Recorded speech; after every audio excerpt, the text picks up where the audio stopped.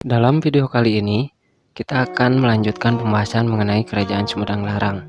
Pada video sebelumnya telah dijelaskan bahwa Kerajaan Sumedang Larang dibagi dua oleh Prabu Gesan Ulun.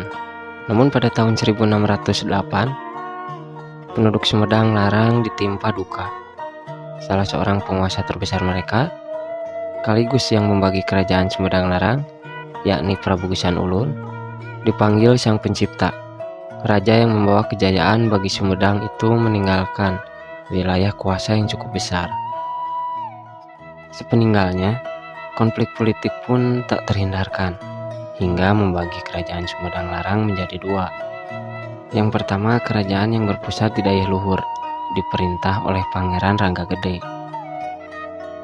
Dan kerajaan yang berpusat di Tegal Kalong, yang dipimpin oleh Pangeran Suryadiwangsa.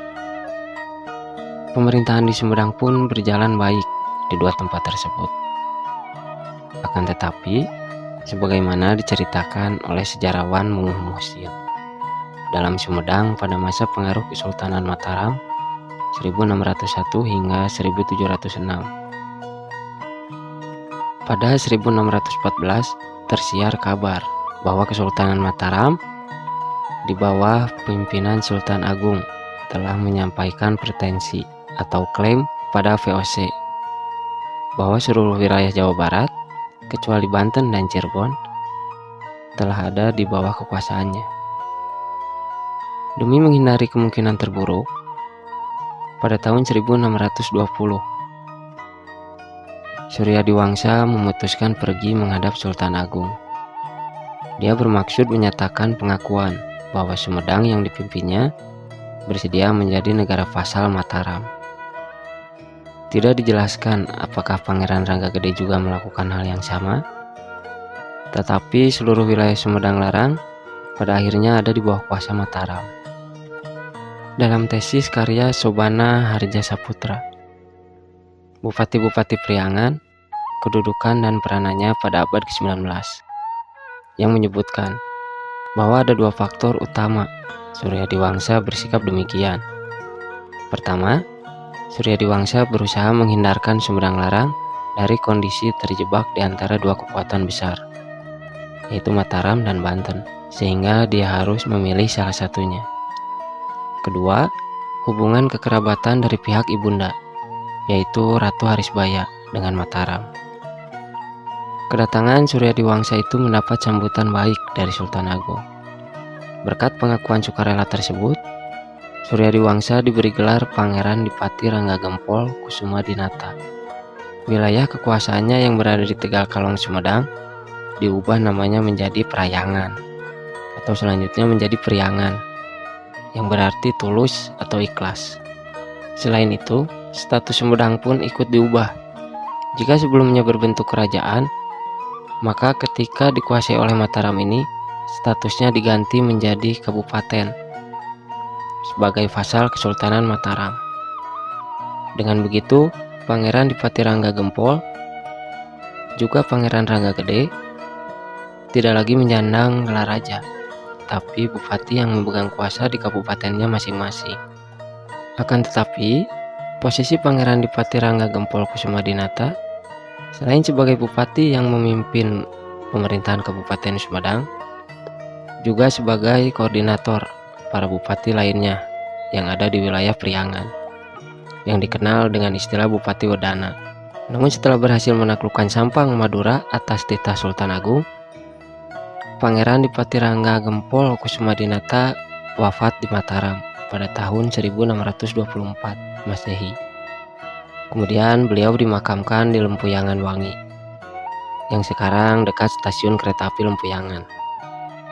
Sementara itu, anak Ranggagempol, yaitu Arya Suryadiwangsa II, menuntut haknya atas seluruh tahta Sumedang. Akan tetapi Ranggagede menolak permintaan keponakannya tersebut, sehingga Arya Suryadiwangsa II meminta bantuan Sultan Banten untuk merebut kekuasaan dengan janji ia akan tunduk kepada Sultan Banten.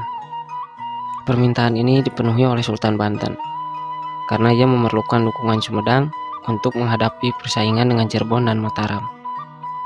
Ranggagede ternyata tidak mampu menahan serangan Banten.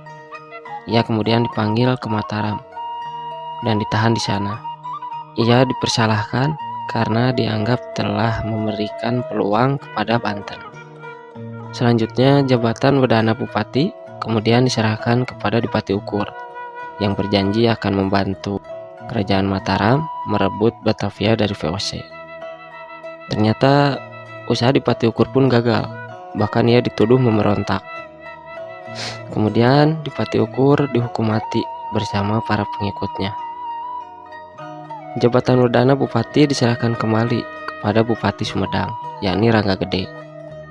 Tidak ada sumber yang menceritakan kelanjutan Suryadi Wangsa II yang lari ke Banten. Setelah Rangga Gede wafat, Sumedang diperintah oleh putra Rangga Gede yang dikenal sebagai Pangeran Rangga Gempol III, yang digelari Pangeran Panembahan oleh Sunan Amangkurat I. Setelah peristiwa Dipati Ukur, Sultan Mataram melakukan reorganisasi wilayah. Pada tahun 1641, daerah Sumedang Larang yang meliputi Pamanukan, Ciasem, Karawang, Sukapura, Limbangan, Bandung, dan mungkin juga Cianjur dibagi menjadi 4 kabupaten, yaitu Sumedang, Sukapura, Parakan Muncang, dan Bandung. Selain itu, di Karawang dibangun pemukiman yang penduduknya didatangkan dari Jawa. Setelah Sultan Agung wafat pada tahun 1645, putranya yaitu Amangkurat I meneruskan reorganisasi wilayah mancanegara barat yang sebelumnya dibagi menjadi 4, kini dibagi menjadi 12 ajeg setara kabupaten, yaitu Sumedang, Parakan Muncang, Bandung, Sukapura, Karawang, Imbanagara, Kawasen, Galuh, Sekace, Banyumas, Ayah, dan Banjar. Dengan adanya pembagian 12 ajeg pun menjadikan besaran kekuasaan Sumedang pun semakin kecil. Oleh karena itu, sebagai protes atas kebijakan itu, Rangga Gempol mengundurkan diri dari jabatan bupati.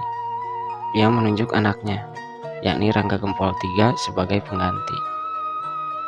Rangga Gempol atau sering disebut Pangeran Panembahan merupakan pemimpin Sumedang selanjutnya yang memerintah hampir 50 tahun.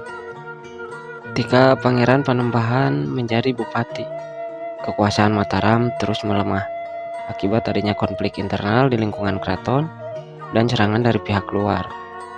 Konflik internal terjadi karena saling berebut tahta kerajaan antara Sunan Amangkurat I dengan saudaranya, yaitu Pangeran Puger. Sedangkan serangan dari luar berupa serangan dari Tronojoyo yang berasal dari Madura yang dibantu oleh Karaeng Galesung dari Makassar. Selain di Mataram, keadaan serupa juga terjadi di wilayah Kesultanan Banten. Meskipun pada masa pemerintahannya Kesultanan Banten berhasil menguasai Sumedang, tetapi itu tidak bertahan lama. Karena pasukan Banten yang berhasil menguasai Sumedang pada masa Pangeran Panembahan harus ditarik mundur oleh Sultan Ageng Tirtayasa. Karena di dalam pemerintahan Kesultanan Banten sendiri sedang terjadi konflik internal. Konflik tersebut melibatkan antara Sultan Ageng Tirtayasa dengan putranya sendiri, yaitu Sultan Haji.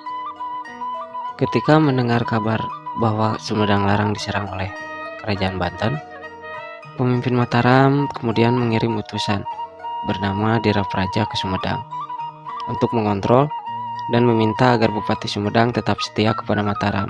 Akan tetapi, Pangeran Panembahan menolak permintaan itu dan menyatakan bahwa Sumedang telah melepaskan diri dari kekuasaan Mataram. Dengan adanya peristiwa tadi, membuat Kerajaan Sumedang menjadi wilayah yang terbebas dari Kesultanan Banten dan juga dari Kesultanan Mataram. Namun masa selanjutnya, wilayah Sumedang Larang ini akan menjadi bagian dari wilayah VOC.